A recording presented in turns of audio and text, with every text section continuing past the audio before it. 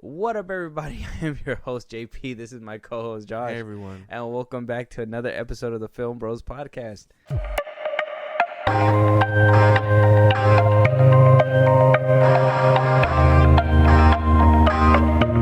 We have another movie to review for you guys today. Yeah. Very action-packed, very thrillerish, very high speed, octane. Are those good good words? I felt like those were like buzzwords. No, yeah, I don't know.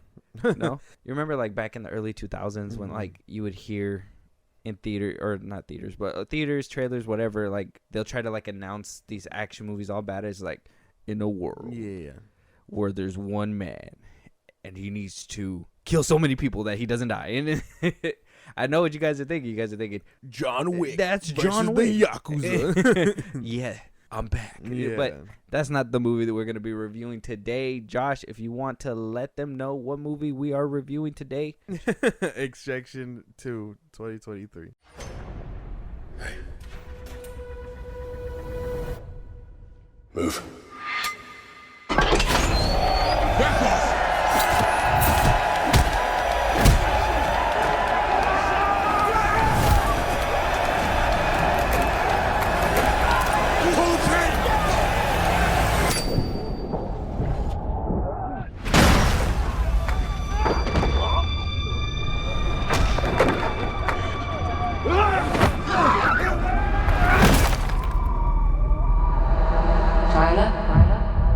You were clinically dead 9 months ago.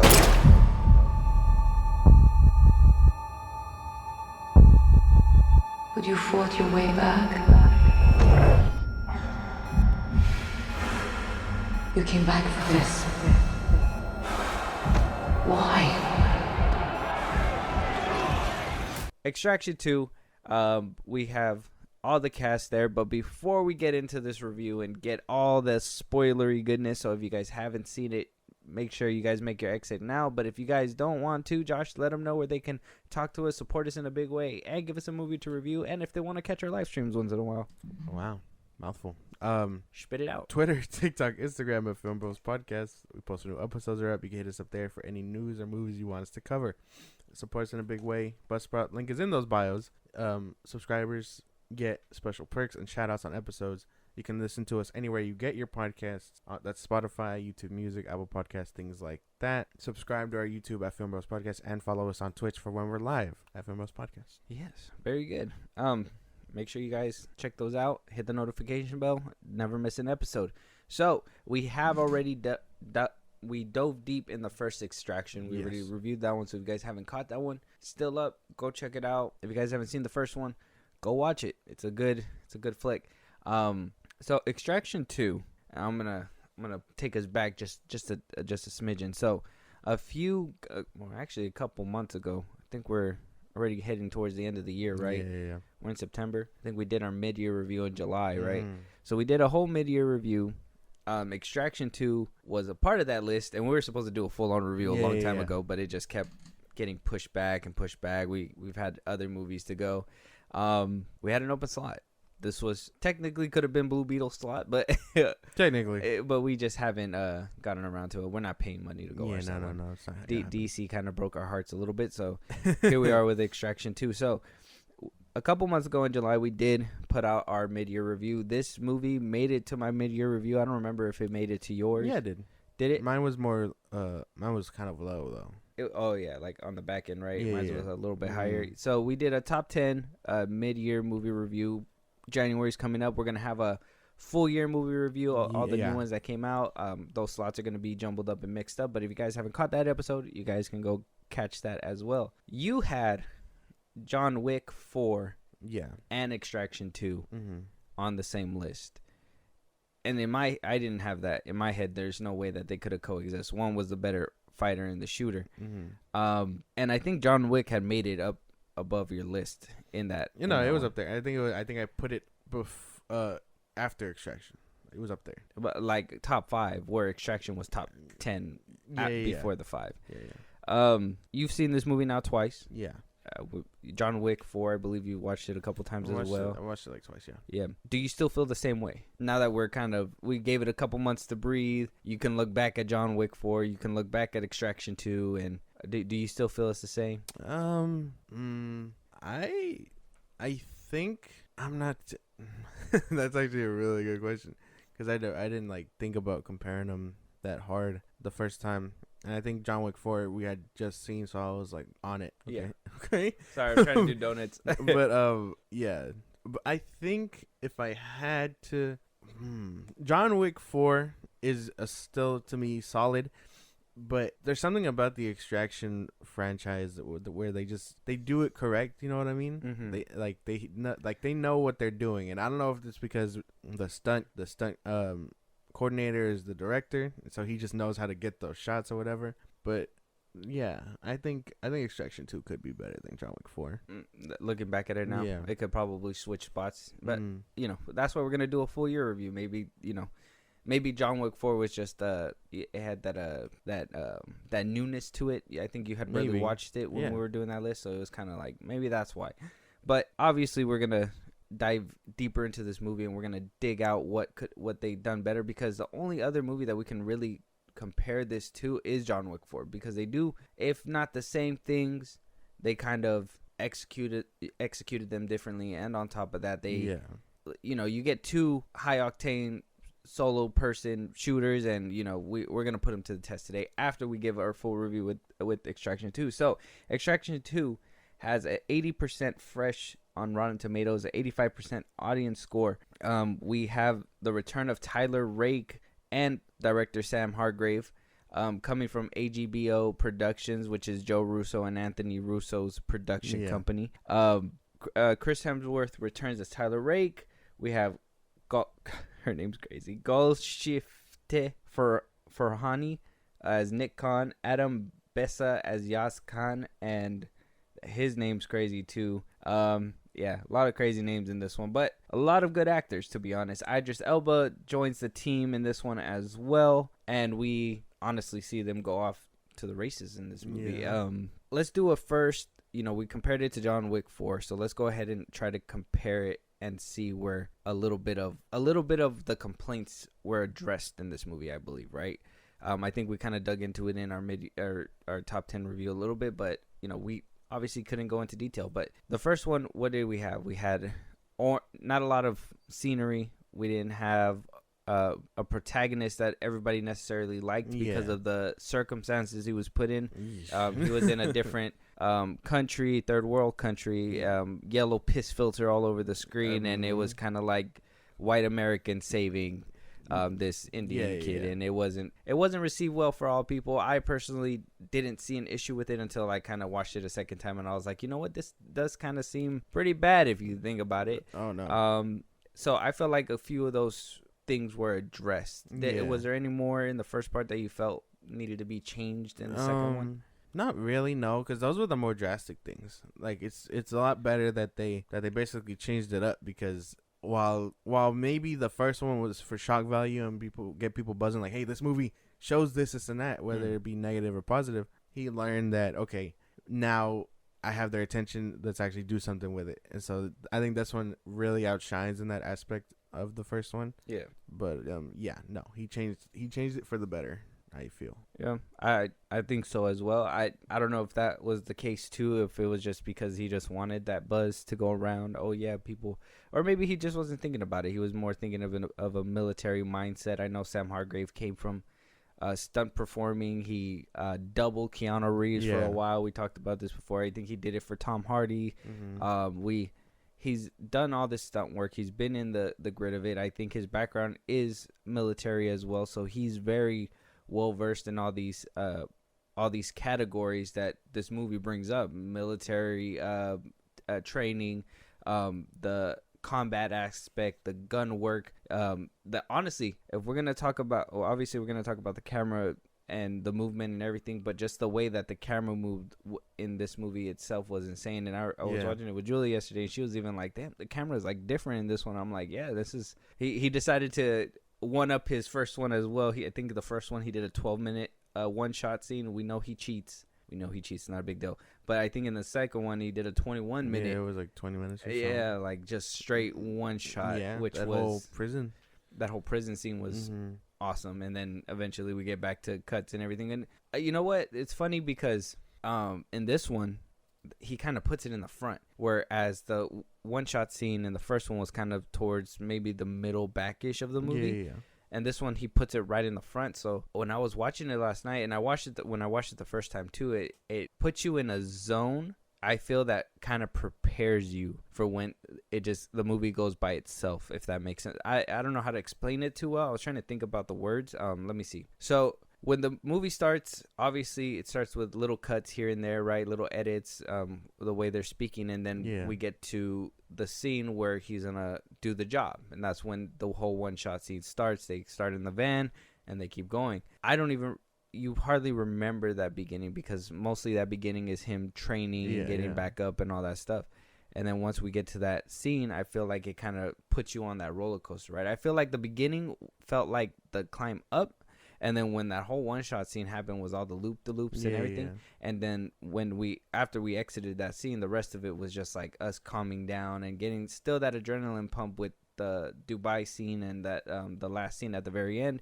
But it felt like he knew exactly what spots to hit in order for this to become not only an effective shooter, but an effective movie as well. And it's crazy because he totally could have overplayed it, and it be like this long running thing, but he managed to fit all that action in there to basically hold up and not really bore us, if that makes any sense. Yeah. Because right when they get out the prison, dipping into semi-spoiler territory, but they get out the prison, they get on that train, and then it's all still rolling downhill from there. And I feel like in any other instance, if he wasn't keeping it interesting with the camera movements or whatever, it would have been boring. You would have been like, damn, this is taking way too long for them to escape or whatever else. Yeah. But I think he kept it interesting. Oh yeah. Because I was thinking that too. I was like, damn, this is a long job. But if there's no edits and we feel every single hit and we understand that this is when the job started, we're still not done with the job. Well, obviously, us as a viewer knows that the job's not going to be done in 5-10 minutes. So the fact that we never leave their side, I feel helps with that as well, with the whole, one shots. And it's crazy how we go from them to a different nobody person and they take us along for a second and then boom, we're back with the main character. So it's kind of, he does it effectively in this one as well.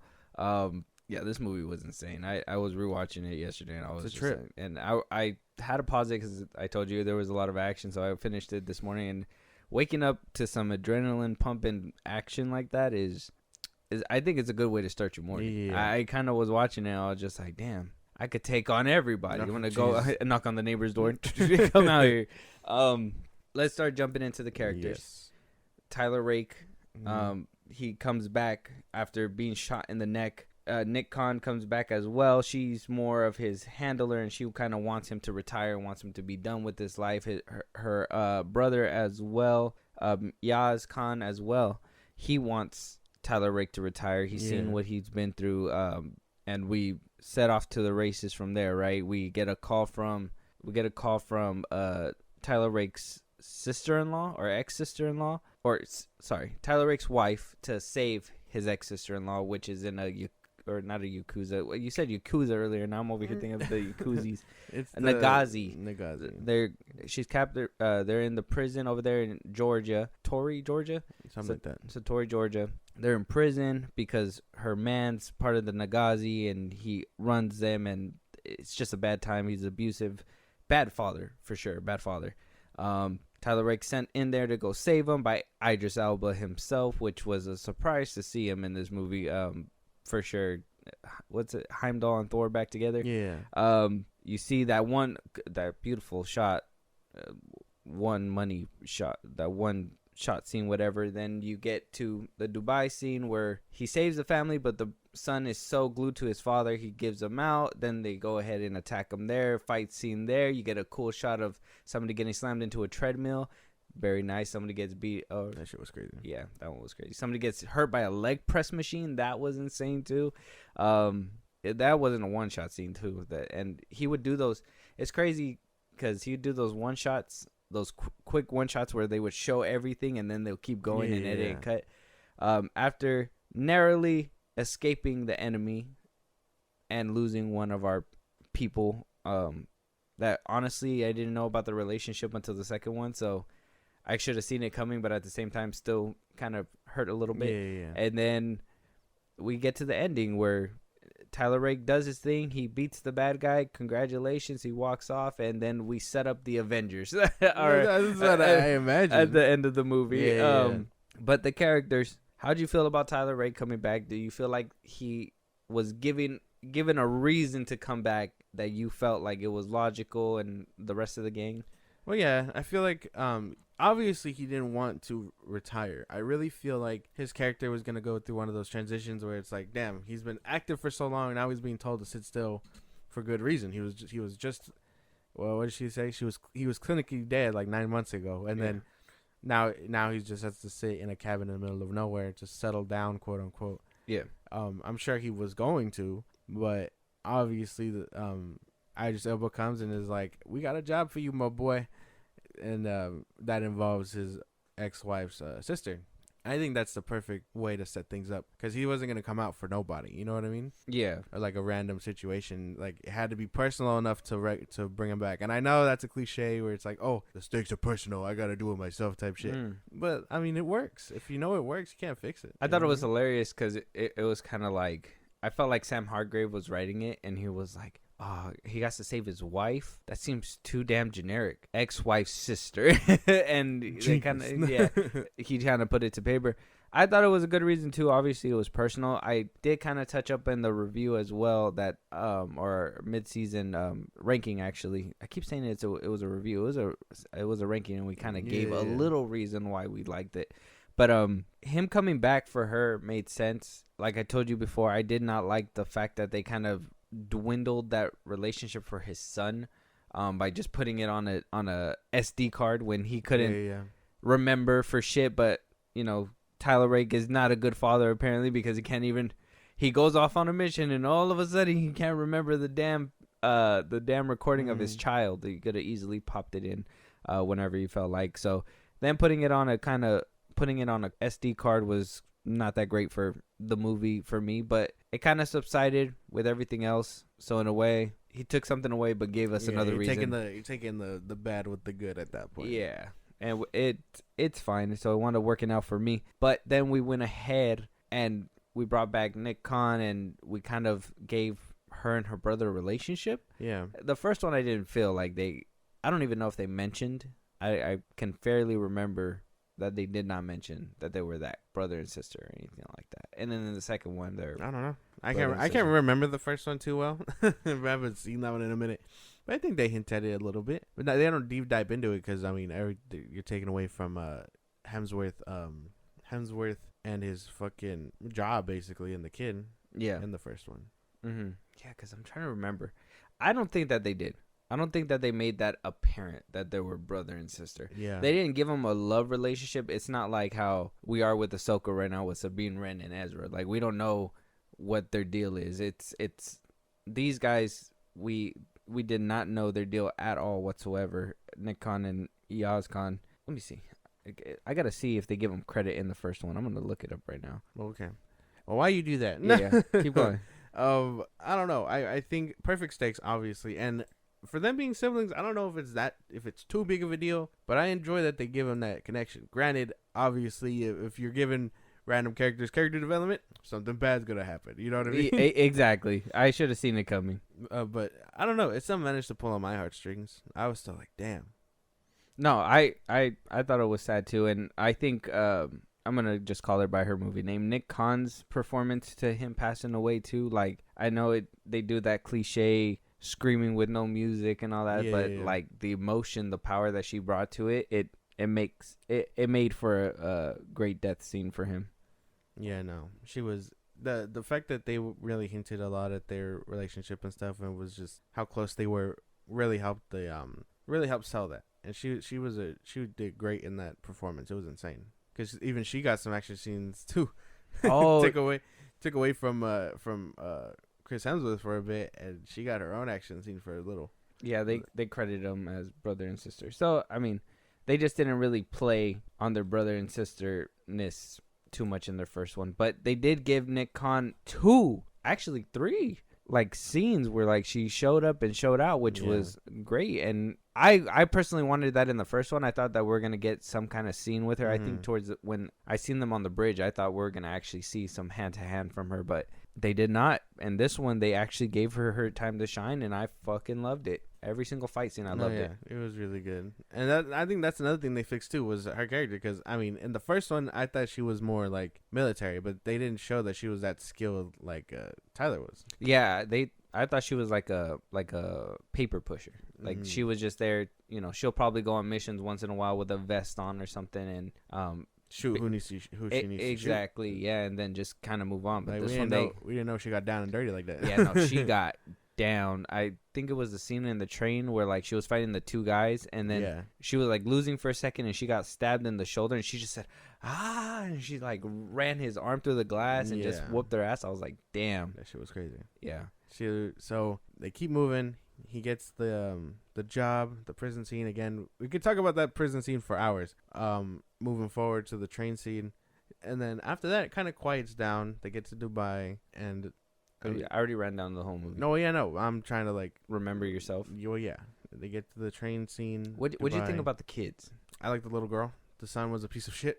Well, obviously the son was a piece of shit, but how did you like the involvement of children in this one? I felt it was kind of realistic. The bonds, that granted they could have taken them out, you know, the whole just make it the wife is trapped in prison with him, whatever, and it just be her. But like I think it managed to show the struggle between like, well, their family, obviously the son and the dad's relationship, and then it put them in that realistic stage of like being rescued. And then I've never seen combat, but I imagine that's kind of what it's like. Yeah, I like the introduction of the children too.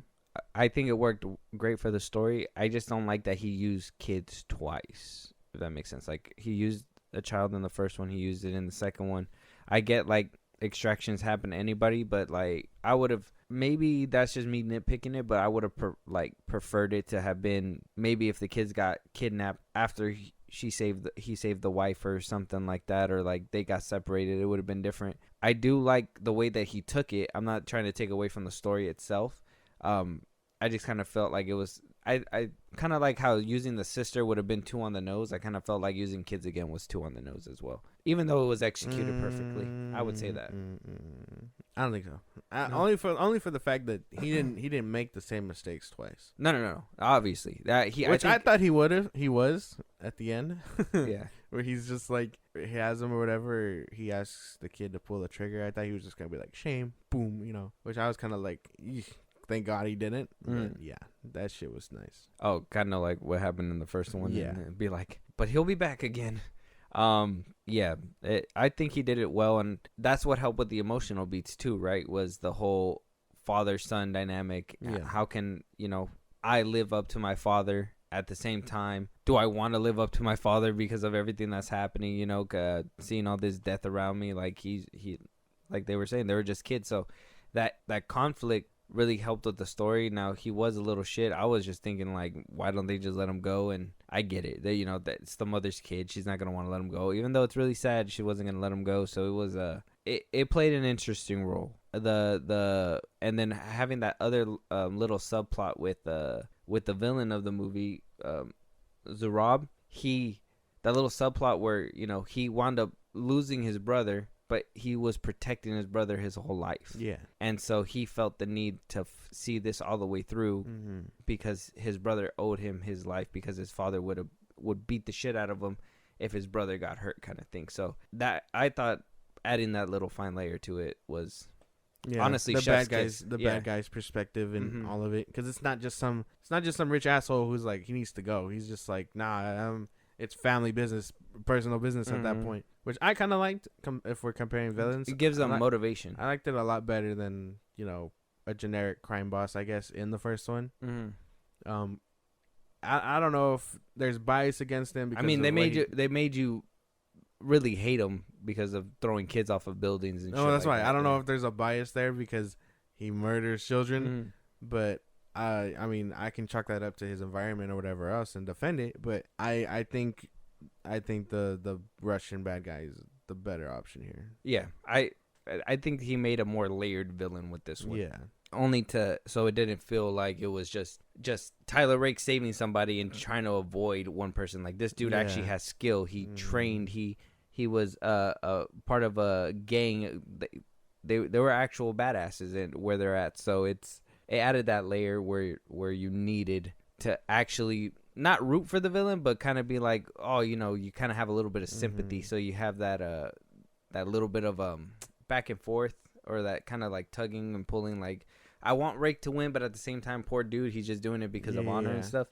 But towards the end, I was just like, yeah, no, if he's willing to blow everybody up, fuck him, kill him. Right? Kill him. Basically. Kill him now. I really liked the villain here. I like that scene specifically where he's talking to, I'm assuming his uncle, or the one that took him in, his caretaker, whatever, that old guy. Yeah, that was his uncle, his dad's brother. Yeah, his uncle. And I was kind of like, oh, okay, so sister's ex-wife's sister, dead dad's brother. I was like, it's where he's sitting, not too on the nose, I guess. He's sitting across from him, and he's like, well, why don't you just give up or whatever, like let him go? And the big bad was just like, I can't do that, it's personal or whatever. And then he's like, well, why don't we ask God? And he reaches for the Bible and he reads it to him, and he's just like, I forget how he says it, but he shoots him, and he's like, the guy's like, oh, I always expected a bullet, just not from you. And then I thought that shit was sad. I was like, damn, did him dirty. Because the personal lines he's crossed for his brother, like, I understand he's blind by rage and stuff, but like, it's kind of poetic that he's willing to kill family for him too. Yeah. And that's insane that he would do that. There was at one point I thought he was gonna just kill the kid. You remember the part where he took like the little what are they called? The ear listeners off? Yeah. The things off his ear. What are they called? I don't want to.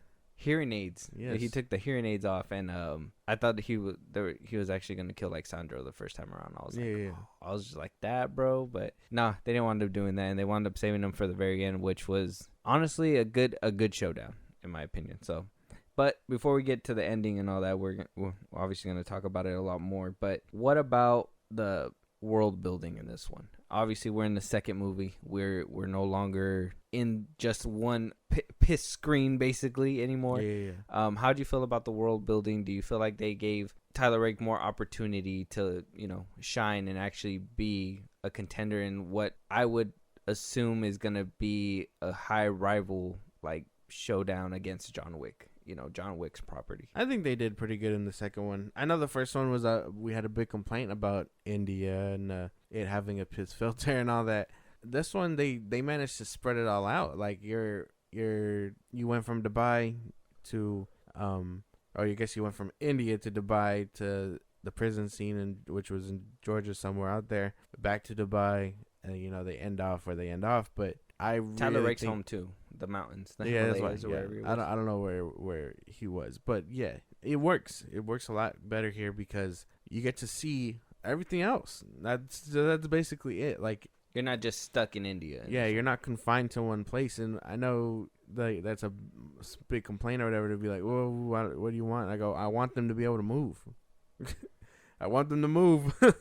Yeah, and I think they made it probable to the way they did it. It wasn't just like, oh yeah, we got to get here and then boom, jet plane all the way over there. No, they actually had resources, which it was actually nice that they showed us that as well, the resources it took and where they had their base and how they basically made their funding in order to do all these missions. So it was a nice little insight on their part.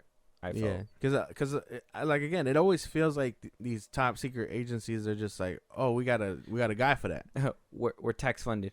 Yeah, like they got a guy for that, and it's just like, no, I feel like there's a lot more technical things. It's not like John Wick where he's just like, hey, I want guns, and they give you guns. But I don't know. I feel like just this one does it right in the sense that it gives you all that time to just breathe with the scenery and things like that. Yeah. Because even when they're pulling up to that snowy cabin, you get a lot of good like scenery, and I think that's just one of my favorite things when yes, you can deliver the action, things like that, but there's times where you just gotta set back and take in what you're looking at, you know? Well, one thing I thought, at least with the world building aspect, is what they took away from this one, and that was the lack of people, the lack of civilians. I could compare it to kind of how John Wick is too. Like they don't have time to clear places out, you know, so they're over there shooting in public in different places. Now, granted, John Wick kind of jumps a little bit further and basically makes the whole world a bunch of assassins, which is crazy, but that's a different talk for a different day. In Extraction, at least the first one, they were in India and there was collateral damage. People were getting hurt, that, you know, people were screaming, running away. And in this one, it felt like everything was just so contained. Besides the prison scene, everything else was so contained, and we didn't have like that collateral damage or anything like that. The only thing they kind of did to show you that there was consequences for the actions is that they got arrested towards the end of the movie.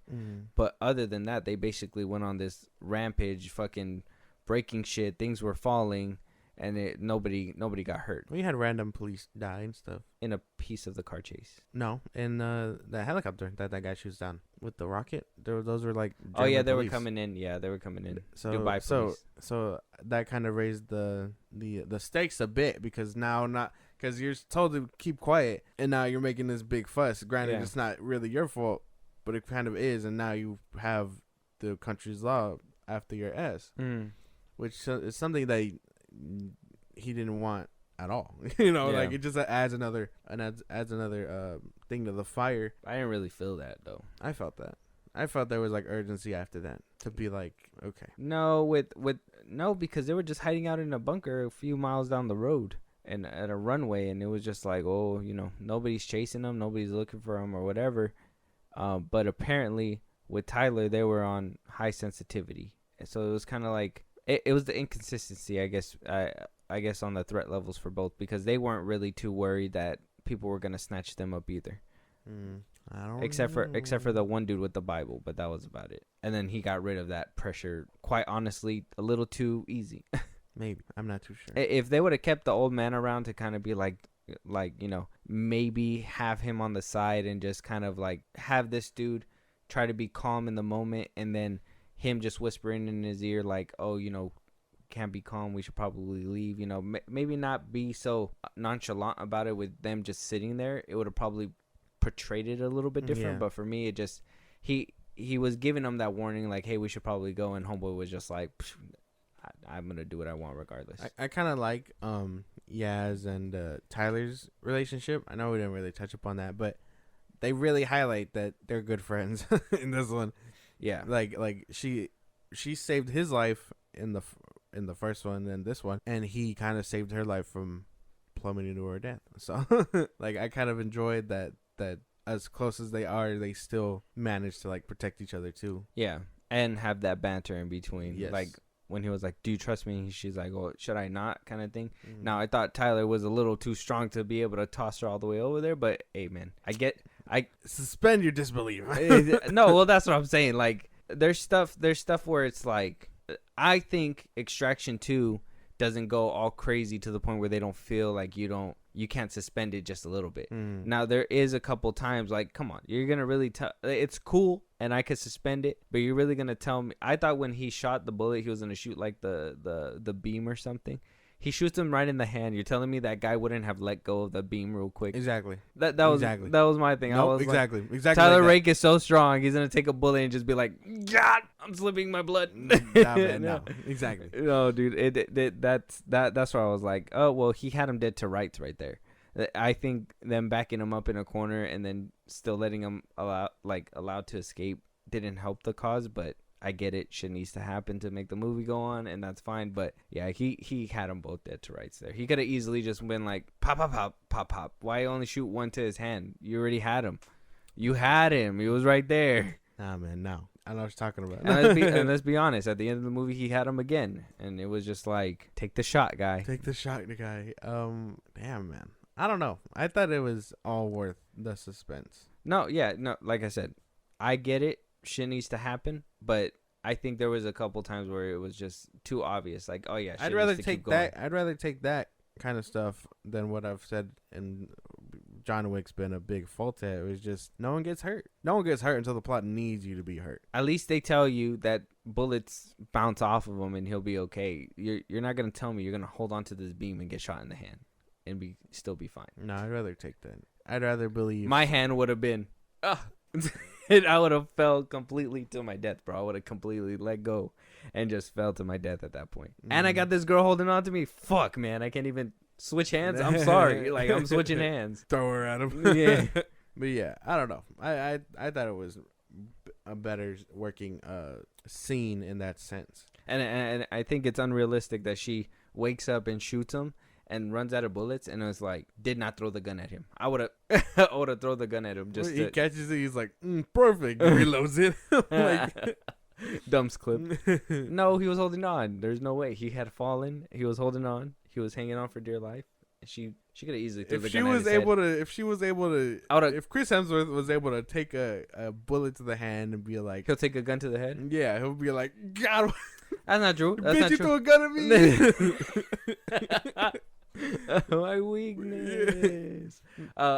No, that's not true, because the next scene right over, they're fighting on the glass or whatever, and he breaks the glass, falls to like, I don't know, like, what is it, 5 feet to the ground or something, and just gets knocked out. And then Tyler could have easily just went like pop pop pop pop pop pop pop pop pop, and he did not.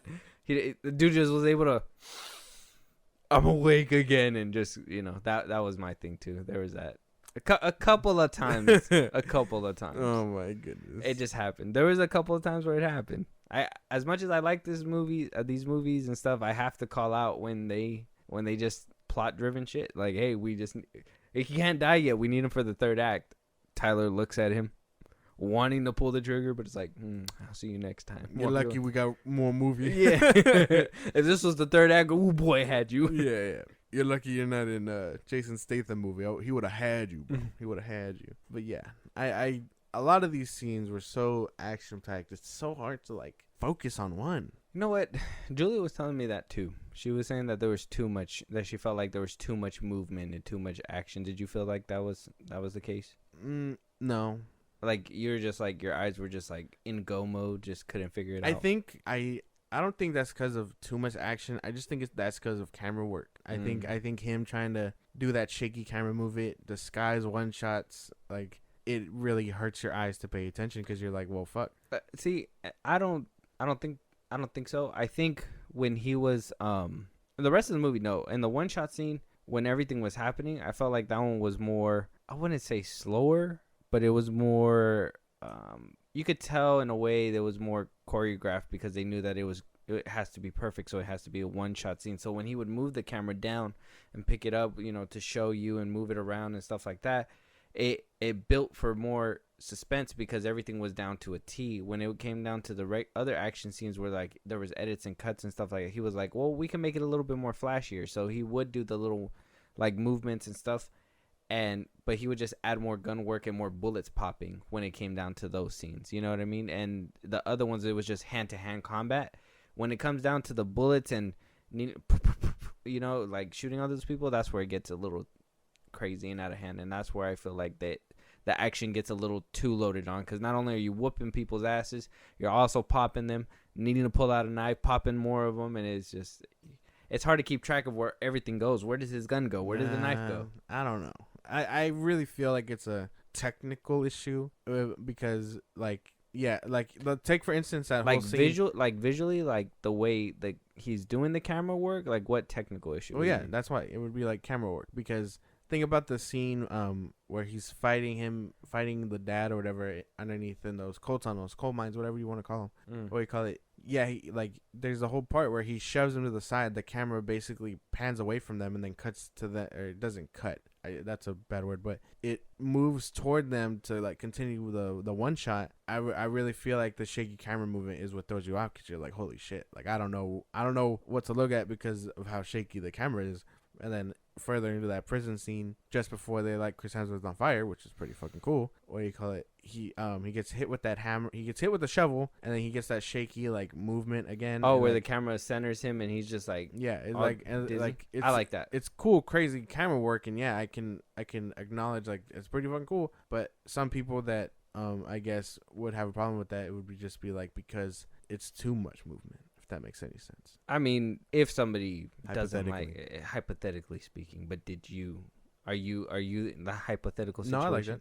But like you brought up Julie. Oh yeah. Well, she was telling me that, and she was telling, because the whole one shot scene she was fine with. It was when, like I said, when all the bullets came out and stuff like that, and I can agree. I was looking at it and I was like, yeah, I kind of felt. I think the one shot scene was fine.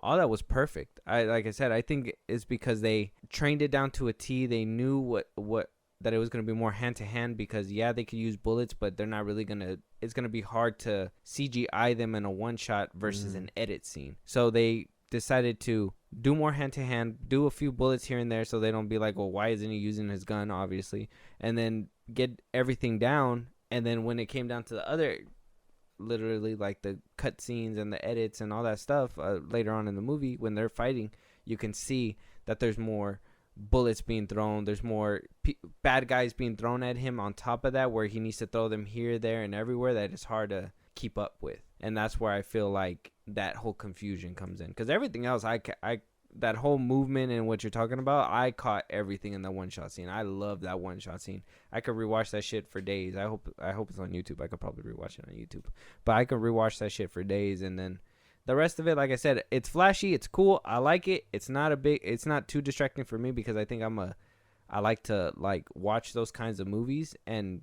I like the realism when, I like the scenes where they I think one scene where it was just too much was when Yaz was in the stairwell and he was fighting all these people, popping them and everything. And then towards the end, he does that thing where you were saying, where the camera kind of swoops, and right before it comes back around, next thing you know, they're the big girl, and Yaz are shooting each other, and pop, pop, pop, pop, pop, and you're trying to see where the bullets are hitting her and hitting him at the same time, and it's too much. That's where I feel like, if that's an example of a scene, I think that's where an example of like it just became too much. But it wasn't too much to the point where I disliked it. I thought it was really fucking cool. I'm just hoping in the next, because they didn't have it like that in the first one. He had the fight scenes kind of one shot as well, but he would make sure that they weren't like super crazy one shot scenes to the point where he needed to cut and edit so much. So even the fight scene, I think that one in the first one where he was saving the kid in the first place, and he was in that one room with everybody, like he completely just cleared out that whole room so easily. And even at the end too, when he was fighting David Harbour, that one was kind of like a one shot take too. They had a few cuts and edits, but it wasn't really too crazy. So they had a lot of those scenes. Well, they didn't have a lot in the first one, and this one obviously you can tell the budget went up a little bit. Yeah, they were able to pop each other like fucking crazy. It went more toward the those action scenes. Yeah, versus the actual like explosions, if that makes any sense. Yeah. Because I mean, that chopper scene still looks funky. Yeah, the chopper, the cars when he blows them up at the end of the movie, and that airplane when he blows them up. Yeah, that Michael Bay should have been on this movie, but whatever. Sam Hargrave does good work. If Michael Bay was on this movie, Sam Hargrave and Michael Bay, bro, would be an explosive combo. That shit would be crazy. Imagine the explosion Michael Bay can do for him, and imagine like Hargrave doing everything else. No diss to Michael Bay. That's exactly what that sounded like. I was like, how do you not take that as a shot? Remember, you basically said you only hit for kaboom. If Michael Bay is in there and he writes anything in there, he's gonna write like hot 20-year-old fucking with tits out fixing a car for some reason with a wrench in her hand. How else do you fix a car? Banging car with wrench. You seen those videos where they where it's like the girls are like, oh, I don't need no man, I can change my oil, and they're putting cooking oil in their car. Yeah, I've seen that. Yeah, that's hilarious. Oh my god, how to fuck up your engine 101. But where are we at now? We talked about character relationships. We talked world building. Now, let's talk about. Now you're already kind of dipping into it, but let's talk about the cinematography. Let's talk about the camera work. How'd you feel about it? It was a lot. We already know what you feel. You said it was dog shit. Okay, you said that you it was too much. When did I say that? I don't know. You said that a second ago. I said hypothetically. In my head, you said it that way. John Wick is obviously better. That's how I felt like attention to what I'm saying. Go but it works a lot better here than in the first one. Obviously, you do see it. They come full force with it in all aspects. I feel so much so that again, I just feel like it hinders everything else, like the explosions and whatever else, because you're just like, damn, that does not look as good as the camera work in the scene earlier, which I mean, technical issue but budget issue overall. No, it can't be a budget issue. It has to be an intentional thing. He intentionally said these explosions will be CGI. Because he could have done real explosions if he wanted to. I think in the first one he did a couple real ones on the bridge scene when he blows up the cars to kind of barricade him in or whatever. Like those explosions, though they look a little weird too. That's where I can say budget was in the way, but he tried to put that money towards the explosion. I think with this one he was just like, well, we don't need to put the money towards that when we could just put it on CGI and they can easily do it. You can tell that that was kind of like a choice that he chose to go down, which like I said, Michael Bay, he would rather see the hand-to-hand and the bullets and the extra camera work for that than actual explosions. I'd rather see a helicopter just combust. It's not like the old days where they actually got a helicopter and blew it up. Yeah, which sucks. I wish it was. That'd be nice. That would be very nice. They don't do that anymore. Yeah. Apparently, it's a safety issue. Blowing up helicopters. But yeah, I think a lot of the camera moves worked really well. Honestly, still a lot better camera work than the first one. I feel no real big complaints about it. Like, I did notice like when he cuts hard, kind of like an MCU movie. But I mean, other than that, it all works. Yeah, I noticed that a couple times too. I think he blended in the one-shot scene a lot better in this one as well. And like I said, I love all the camera work in that one-shot scene, from him going to the low corners to get the shots to him going all the way to the top. Like I said, there was those weird ones where they took a look behind him and then the camera came full circle and came back to the people again, and yeah, that's probably him hiding it again, but I kind of enjoyed it. I thought it was a fun ride to be on, and it's nice when it's nice when it's a challenge that you don't want to take your eyes off the screen at all whatsoever.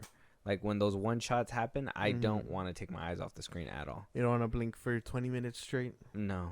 My eyes were burning yesterday. I was like, my eyes. Chris Hemsworth. Sam Hargrave, how'd you do this? But, that's the weird part, because you really want to find that balance. And not every movie needs, single one shots, whatever. It would be nice if every director could pull off something like that. But, like, compare that scene, I guess, to, like, this is gonna be a little unfair, but the MCU, right?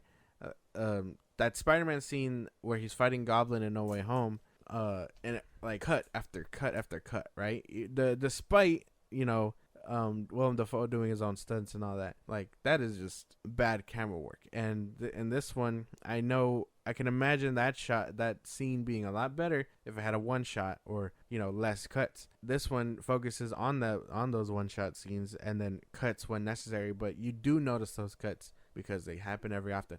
Like that scene, I think it's just after the helicopter shoots into that hotel or whatever.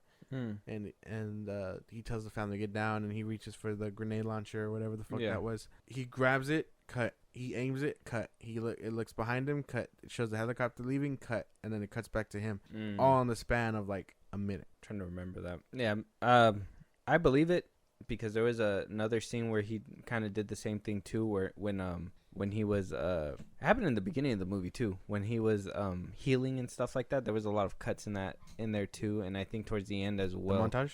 Yeah, the montage, which I understand montages are a bunch of cuts, but I thought that they give you like a good montage. The Creed movies, obviously they let you sit with every single cut for a good chunk so you can feel something was accomplished. And with this one, I mean, you saw Tyler Rake pushing stuff and moving things and picking things up, and it kind of went fast. And like I said, it was cool, but at the same time, I get the edit cut jumps and stuff. Yeah. Necessary evil. Yeah. I personally enjoyed it. I thought it was pretty cool. I thought there was a decent amount of cuts, but I can see where you're coming from with those jump cuts. It's all very noticeable things, and that's just me, I guess, nitpicking them, because I prefer scenes to just let you breathe a little bit. Like, you don't have to instantly cut to, like, the next scene or whatever. Or if it's the same scene, you don't have to cut that many times, because where are you going that it needs a cut? No, if you're still following the same guy and leaving an elevator or whatever, you don't have to cut to in front of him or behind him, whatever. It just you can just follow him through, and then cut to him when he opens the next door or something. But like, stop cutting so damn much. Yeah. I see that. Let's move on to the fight scenes. How did we feel about the fight scenes with these ones? Really great, honestly. Better than the first? Yes. The first one had good fight scenes, but I feel like I feel like maybe because it was just him, they were really like limiting him, if that makes any sense. In this one, it felt like yeah, okay, he has a team now that could like help lift that weight off his back, and they show them fighting their own battles, not just Tyler. And I really feel like they captured that a lot better in this one than in the first one, because yeah, he needs to breathe or whatever before the action piece. But if you have him versus like him and his team versus like two other people, who's to say the two other people can't fight the team, and while the main character needs to focus on what he's focused on. Yeah, which I thought was really good, because I like seeing him mow down that chopper on the train, and then down below they're fighting. Even though he stood behind a ladder and the helicopter missed every single bullet. Well, we don't talk about that. No, they should have completely went back and just CGI'd something there, like a wall or something. They just completely left it that way. But I like the fight scenes. Like I said, just with the fight scenes, there was a lot of plot devices that were used in order to, obviously continue. Like I think the helicopter shot first before he started riddling it with a minigun. I was like, you telling me you missed, my boy? Yeah. If I was the pilot, I would have been like, did you just miss, my boy? And just gets riddled and dies. Jump out the plane. Yeah. Those things were kind of like, I understand that. The whole fight scenes were, they were top notch. They were above what the first one did, and I think it was because of that team effort, because of Nick Khan and Yas Khan. They were cool, like as characters themselves, and knowing that they're able to fight and actually throw down too is a good plus. Because in the first one, like you said, they were just kind of like, he was on the computer all the time doing whatever, trying to set up things. I thought he was just like a booker kind of dude. I didn't even think that he went out there. I thought they were gonna use him as a hostage in this one or whatever. But no, he came out fighting. He had his own little fight scenes here and there too. He did his job. He did his work, and so did she. Even in the you talked about it before, but even in the prison scene, how everybody managed to keep moving was great. I'm pretty sure if you look in the background, you're gonna find a couple goofs and a couple goofers in there. But for the most part, in the forefront, everybody looked like they were doing something, some kind of fight movements, hand-to-hand combats, whatever. And yeah, I every single fight scene, and that could be where that whole it's just too much in the scene happens, because you're trying to focus on this person, that person, this person, and it's just maybe 3 was too many. Maybe we should have just done like 2 people or something, Nick Khan and Tyler Rake. But I mean, at the end of the day, I think everybody did their thing. And as a fight scene in general, my favorite fight scene out of the movie has to be the gym scene in the apartment. That shit was that was a good one. The dude getting crushed by a leg press, insane. My boy over here getting thrown into a treadmill, that was crazy. A real gym rat's worst nightmare. Yeah, I really think that whole hotel scene was just really good. I don't know what it was. I'm assuming hotel, apartment, whatever you want to call it, penthouse. It was really good. I think besides the prison one, that's another good one. I like when they enter in the rooftop or whatever, and they leave the elevator and the doors open and that grenade blows up in that guy's face. Yeah, that shit was so nice. Yeah, a lot of good scenes in this movie. A lot of good ones like that. I think as much as I like seeing guns go off and whatever, I don't think you can beat a good just hand to hand. So seeing Chris Hemsworth on fire throwing those punches was really cool to me. Yeah, I was just like, man, imagine being hit with a fist of fire. That shit would be insane. You're just like, damn, should I just done my prison time? You got Captain America in this motherfucker. Not even Thor himself fucking mowing down everybody, my man. Like, he left no stone unturned. Even the dude that, I don't know who did it, but W for that man who hit him with a rock, bro. Because nobody else was laying a hand on him. So whoever hit him with a rock and was able to get away, he was just like, he just ran away. And homeboy was like all dizzy. And then when he came to, good thing to do with the rock was nowhere near, because he would have gotten his ass beat. He would have been the first one. He would have gotten his ass beat. So I don't know who that man was. He was off screen, but W to that man. He almost had him. If he would have just came through to finish the job. I think a few people almost had him if they would have just came through and finished the job. Like the ending too. he took his gun away. Dude, all he had to do was shoot him. He wanted the kid to do it. Bad guys love to talk, man. That's it. Yeah, that's their thing. There's just a lot of like, ha, I got you in this situation. How could you ever escape? He escapes. Damn, no. You a real bitch for letting your ass get caught like this, bro. Yeah. And now you're gonna get shot by a kid. Shoot him, kid. It's like, I'm scared. You're making me look dumb. Shoot him, kid. Come on, shoot him. Why don't you do it? You have a gun. I'm telling you to shoot him. Exactly. Why don't you just pull the trigger, man? Yeah, that was crazy. But let's just, since we talked about the fight scenes, let's get rolling to the ending, because I want to talk about a little bit of theories as well. Yeah. The ending, we obviously see the bad guy subdued. He's dead. Nick Khan were caught. So was Tyler Rake. They were in jail. They were told not to make a lot of noise. They made a lot of noise. They went to jail. Mm-hmm. Idris Elba bails them out. Yes. And basically is like, if you want to get out of jail, you got to do some jobs for us. Are you down? He's like, I can't do it without my girl. Where's she at? And oh, hey, she's right there. Yep. So you down or what? And cuts to black. What do you think that's setting up? Are we gonna see more Idris Elba? Or are we gonna see Idris Elba fight in the next one? That's my thing, man. Because I don't know. I know he was just in that movie called Luther or whatever. I don't know if they're trying to like make that connection with him or not. Because I mean, he's a fighting badass in that one too. Luther Yeah. on Netflix? Yes. I haven't seen it. Oh, okay. Well, maybe you'll watch it sometime. But I don't know what connection they're making, because even when I was scrolling through the credits for a cool minute, I was like, they don't credit this man in this movie. Like, they don't give him a name or nothing. Idris Elba? Yeah. Let me see if Because even he asks him, hey, what's your name? And he's just like, oh, it doesn't matter. My employer does. And it's just like, well, he doesn't have a name. But where? So you don't know where it's gonna go then, or do you have an idea? Like, If we get to see Idris Elba throwing hands, man, that's it. That's the end goal for me. Like, I'd love to see that. they didn't really leave any clues on where it might go, huh? No, they were just like, we got more jobs to do, more extractions, 3, 4s, and 5s.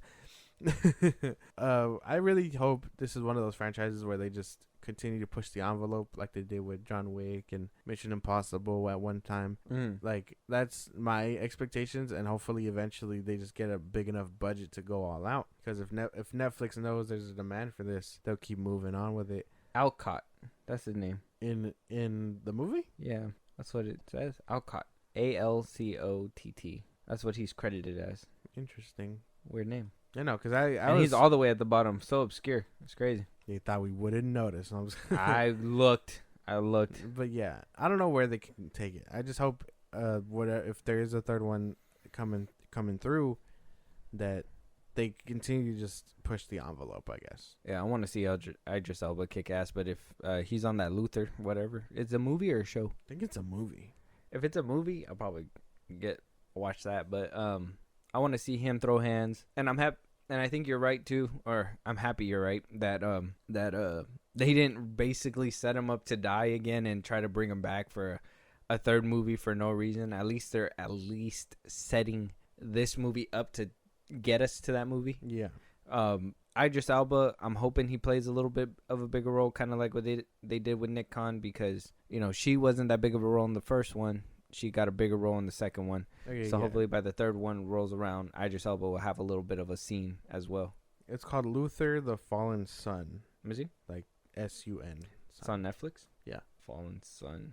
When did it come out? This year? Idris Elba. Yeah. I'm not too sure about his presence. That's the thing. Because they made him so, like, anonymous, where you're just like, okay, that's interesting. But a little too anonymous to you're just like, well, should we really care about him as a character, Well, I don't think I care about him as a character yet. They didn't even give us a reason to like him. I just think, why was he thrown in there, and why didn't he give us a little bit more to go on for what the third mission's going to be? Like, clearly, if you're using Idris Elba, you're setting him up, right? Because you could have chosen a lesser actor, somebody, a B-lister. But no, you chose Idris Elba for a reason. He has to have more value, whether it be in the third one or whatever. Well, that's what I'm saying. Unless it was just like I want to do a little cameo with a old friend or something like that. I mean, that happens sometimes too, but it's not, you could be some people and put your wife in every single movie. I don't know. Jesus. I don't even want to. That's going to derail the whole conversation. But, yeah, I don't know. I'm looking forward to the future, though. Like, hopefully they continue to just keep going with these movies. So you're good with a franchise like this? Yeah. Now, this is where we're going to get into the conversation. John Wick 4, Extraction 2. John Wick's on his 4th. We're getting spin-offs, the Continental and all that now. I think Continental's out already, no? Yeah, I can't think of another high action movie that's came out in recent years besides John Wick 4. Mr. Nobody, but I don't think that one's getting a franchise because technically that one doesn't count. Yeah, Bob Odenkirk hasn't really came out and said that we're getting a Nobody 2. So until that movie comes out and it turns into a franchise, I think the only one that has a run for its money now is John Wick and Extraction. So do you feel like this series has a potential to be better than John Wick? Obviously, we're 4 movies in. People love those movies a little bit more. I would say they were good up until the 3rd one. And, at least I think this is a 2 for 2 with Extraction. Kind of like John Wick was 2 for 2. I think it does have potential. Obviously, there's some aspects of John Wick that I know I don't really vibe with, regardless if it's in universe or him as a person or character. I mean, like, it's really just up to interpretation. But I think action wise, technically wise, and everything, it could pass John Wick. These the Extraction movies. I think, and I think too, having Chad Stahelski at the helm of John Wick and having Sam Hargrave at the helm of Extraction is an interesting thing too, because Chad Stahelski, he was a stuntman as well, so that's why he's able to do all these fine action scenes and give a decent story. Sam Hargrave, though, I do give him credit as a storyteller. He does get his writing a little bit from Anthony and Joe Russo, where Stahelski, I think he actually gets writer credits for his movies. So people, this is going to be a head-to-head thing. Obviously, John Wick has a leg up, but Extraction being on Netflix, they have potential to put out more and even do spin-offs on Netflix and, do all this crazy shit, greenlight this stuff. Yeah. That this franchise can actually have some potential. And I think if Chris Hemsworth really wants it to go on, maybe he stops at 3 instead of 4. Hopefully, he can keep going a while and get this franchise to go up there. Imagine a Netflix franchise that outbeats a franchise that's like in the box office. Rebel Moon coming December. Jeez. I don't know. I'm sure it can have potential. I think the way it's moving now, it totally can, or it can totally crap itself in the 3rd film. Who knows? I hope not. But I think every movie has potential to surpass its predecessor, if that makes any sense. Yeah.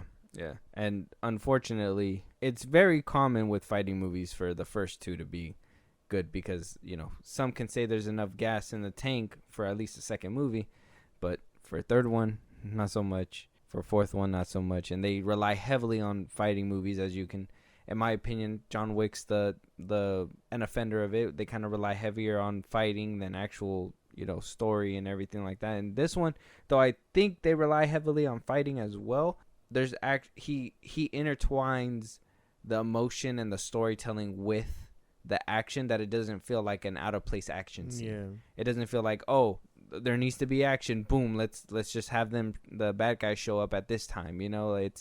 That's not the way that he works. He actually weaves the story through and actually makes it make sense, except for those little instances where they should have totally died. But other than that, yeah, probably.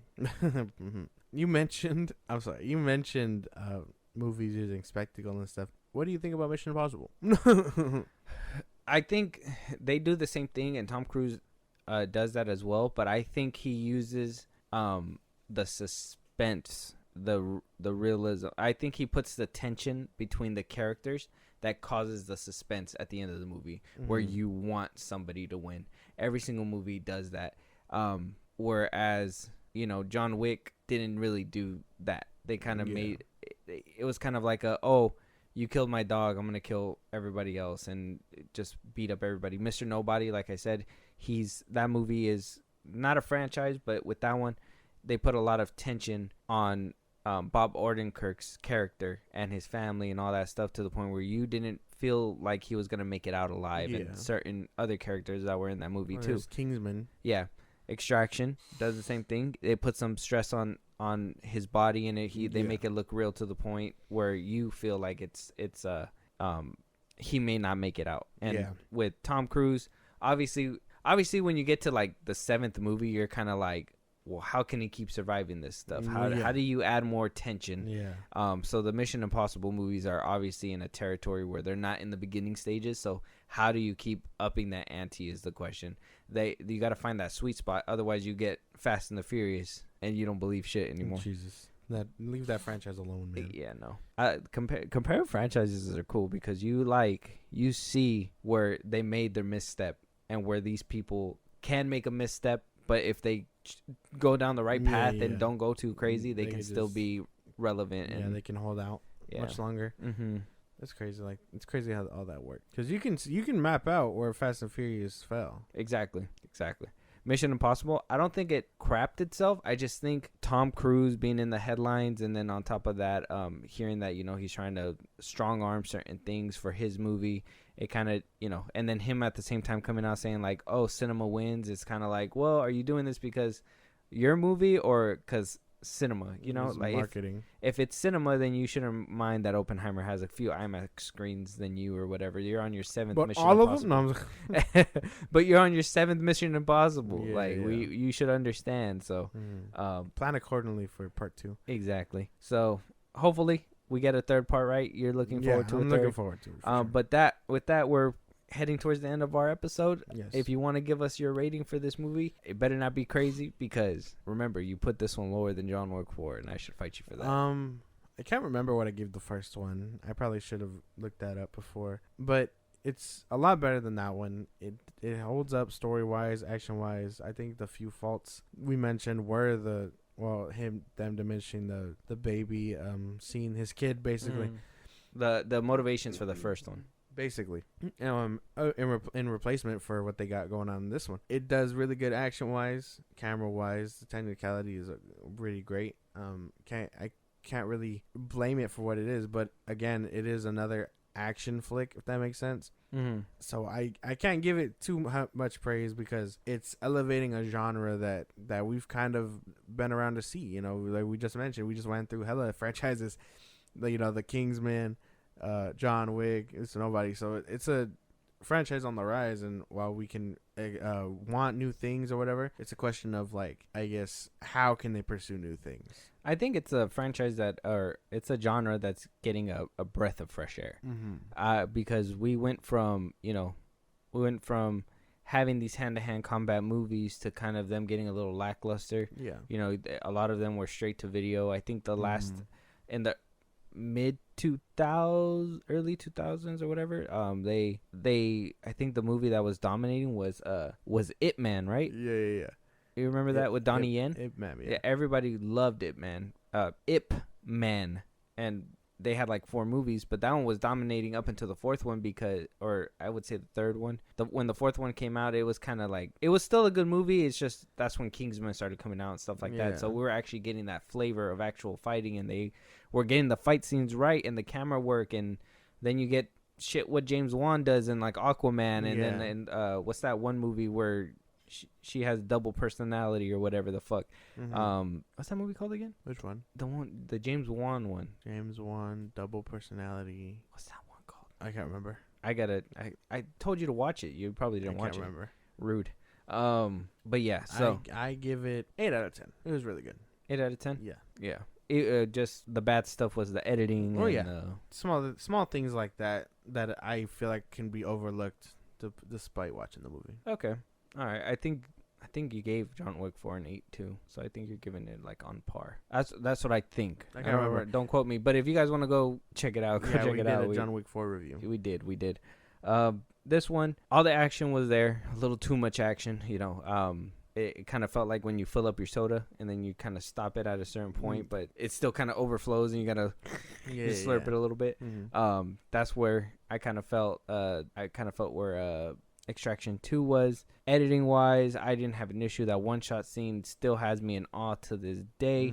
Having watched it again, it's great. Even though they did have obviously plot devices so the movie can keep going forward. I get it. Movies have to do that sometimes.